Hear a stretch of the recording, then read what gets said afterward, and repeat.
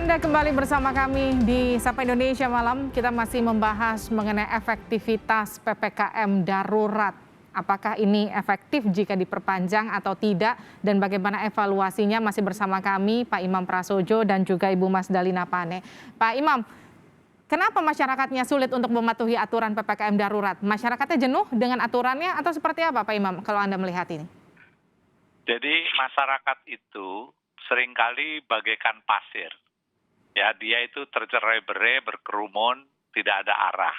Namun pada saat ada leadership, ada kepemimpinan di tingkat lokal, ada sekelompok yang punya inisiatif dan yang melakukan itu adalah orang-orang yang terpercaya, maka kalangan yang tadi, yang tercerai-berai itu berbaris.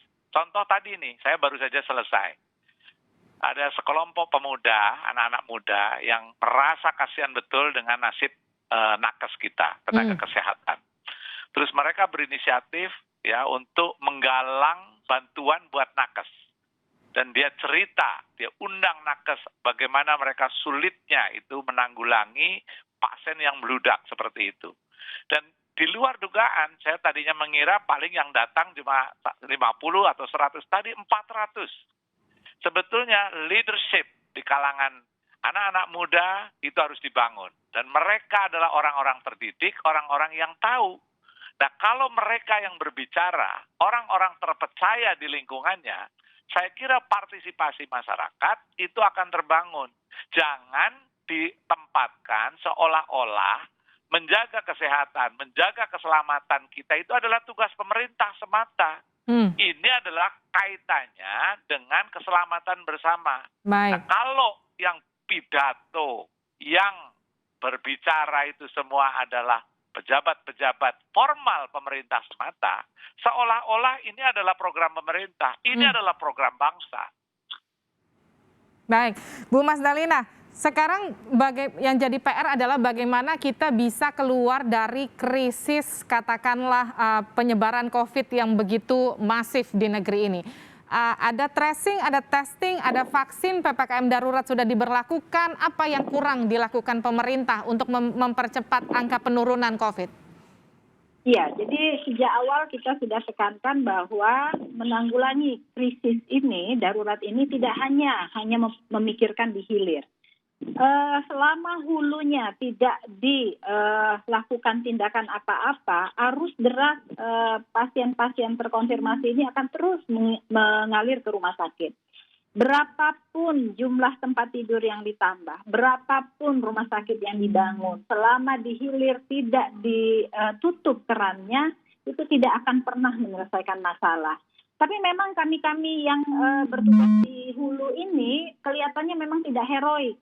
Kalau teman-teman nakes itu kan yang di rumah sakit itu heroik, pakai hazmat lengkap, kemudian berita-berita heroik, lalu dramatis begitu ya. Sementara kita di lapangan di sektor hulu ini bekerja keras dengan menggunakan sistematika atau metodologi untuk mengendalikan.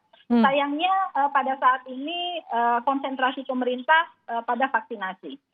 Vaksinasi itu memang bisa memberikan kekebalan tapi tidak dalam waktu yang cepat. Baik. Setidaknya dibutuhkan 6 minggu untuk bisa meningkatkan antibodi masyarakat kita. Jakarta dan Bali kurang apa imunitasnya? Survei dari UI, dari FKM UI, bahkan mereka sebelum ada vaksin itu sudah memiliki antibodi 49%. Okay. Ditambah lagi dengan vaksin mereka sudah di atas 70% saya kira. Tetapi kasus tetap saja terjadi. Mengapa? Karena COVID ini bukanlah penyakit yang bisa serta-merta diselesaikan dengan vaksin.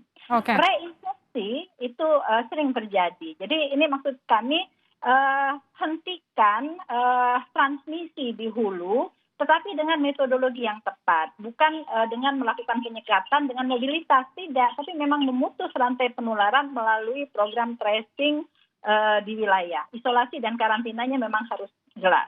Baik, 5 hari lagi PPKM darurat periode pertama ini akan selesai. Bu Mas Dalina, terakhir untuk Anda, haruskah ini diperpanjang? kalau menurut saya harus diperbaiki dulu metodologinya ya. Jadi kalaupun mau diperpanjang itu tidak boleh lebih dari 1 bulan, karena semua akan menjadi korban yang cukup banyak kalau itu diteruskan.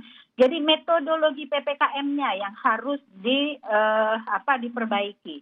Bukan hanya menyekat mereka-mereka yang mobilisasi ke sana kemari, tetapi mobilitas warga di domestik itu harus juga segera diredam. Jadi pesan untuk mereka tetap tinggal di rumah itu juga menjadi penting. Permasalahannya adalah kita sering kehilangan momentum.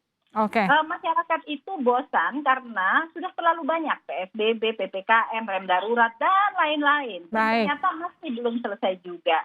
Nah, kehilangan momentum ini yang membangkitkannya kembali itu tentu susah. Di Satgas sendiri ada bidang perubahan perilaku, ada rekrutmen relawan, yang semuanya teman-teman dari UI itu yang menjadi kepala bidangnya. Mereka ahli-ahli pada bidang itu. Melibatkan masyarakat sejak awal sudah dilakukan. Puluhan ribu relawan yang sudah direkrut untuk itu.